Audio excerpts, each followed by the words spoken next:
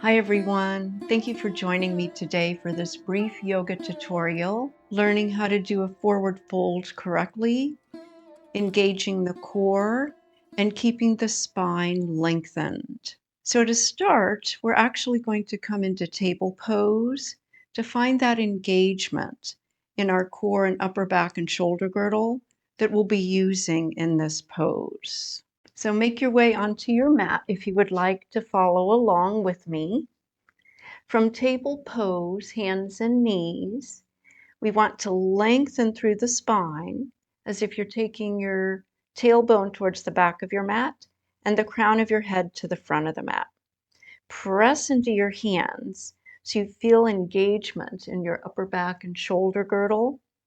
We want to avoid collapsing into the shoulders. This doesn't feel good either.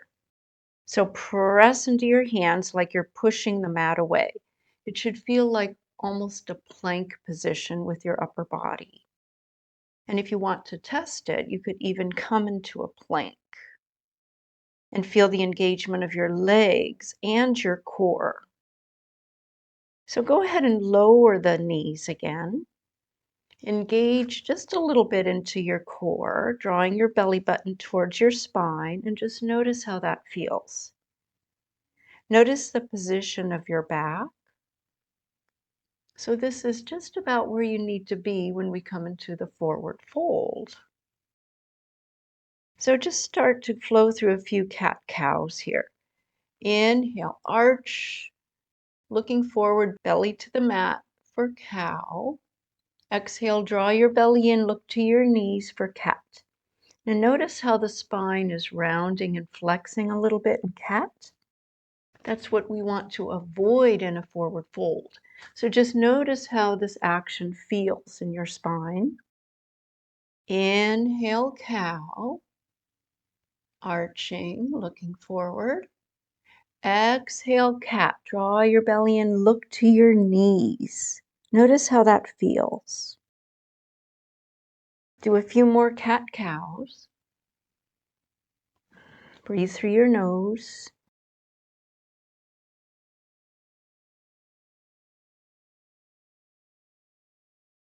And then come back to neutral table. So this neutral table position is where our spine needs to be in a forward fold.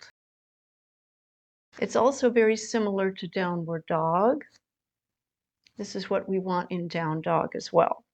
So if you want, you could tuck your toes and lift your hips up and back and come into a down dog and just notice how that feels. You can bend your knees a little bit. And I'll do another tutorial on just the down dog as well. So walk your feet towards your hands. And it's great to have blocks handy, or you could use the seat of a chair. Coming up halfway, this is Ardha Uttanasana, halfway lift. So start with your legs as straight as feels comfortable to you. If your hamstrings are real tight and you need to bend the knees a little bit, that's okay. So from here, again, engage your core just like we did in table pose. And feel a little engagement in your upper back and shoulder girdle. Those muscles between your shoulder blades, the rhomboids, are active, drawing the shoulder blades slightly towards each other. Core is engaged. Abdominals are slightly active here. And then from here, to go into Uttanasana, we're going to hinge from the hip crease, like you're trying to bring your belly closer to your thighs. And if it feels like you can't go anymore, bend your knees a little more. You might turn the blocks lower, or you might even bring your hands to your mat. Keep your weight more towards the balls of your feet. Spine is long. So if you notice, my spine is lengthened, and my gaze is just sort of straight down, or maybe towards the toes.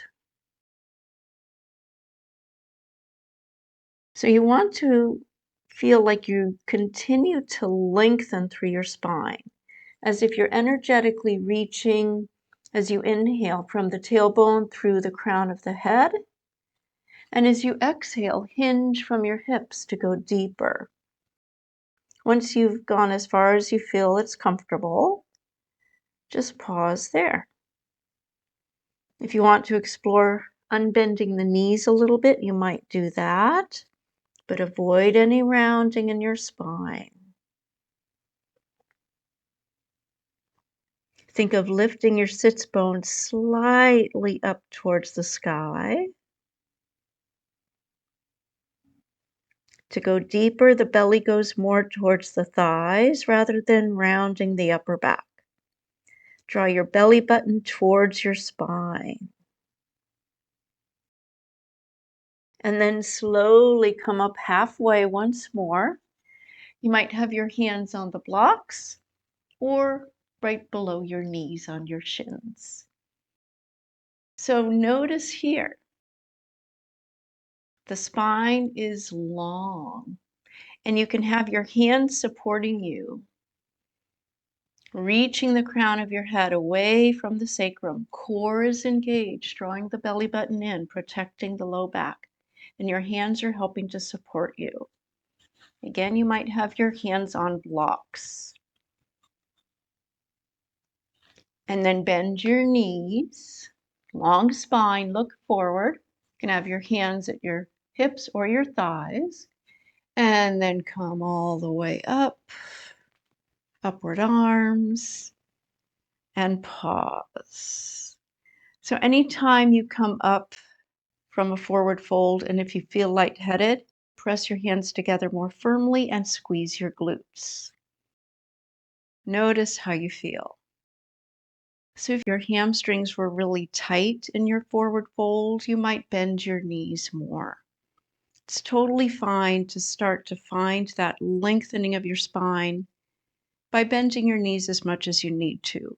And then as you practice, you'll be able to straighten your legs a little bit more. So it might also look like this.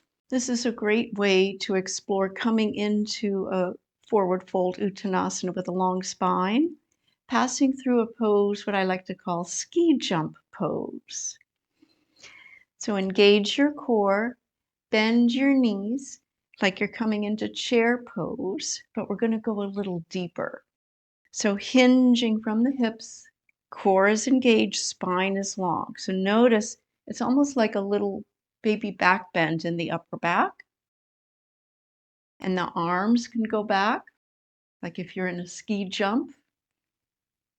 This really gets into the thighs, by the way. And then a little lower, belly towards the thighs. Bring your hands to the blocks. Keep your spine lengthened and just start to unbend your knees, keeping your belly connected to your thighs. Like you're lifting your tailbone up to the sky, stopping when your hamstrings say that's enough. Keeping a little engagement in your upper back and shoulder girdle, maintaining length in your spine. Hands might come down onto the mat or stay on blocks. And then after a while, you might begin to slowly go a little bit deeper.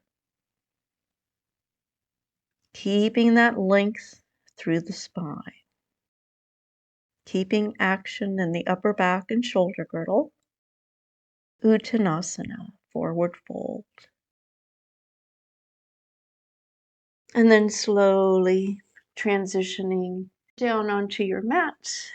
You might come into a downward dog again and see how that feels.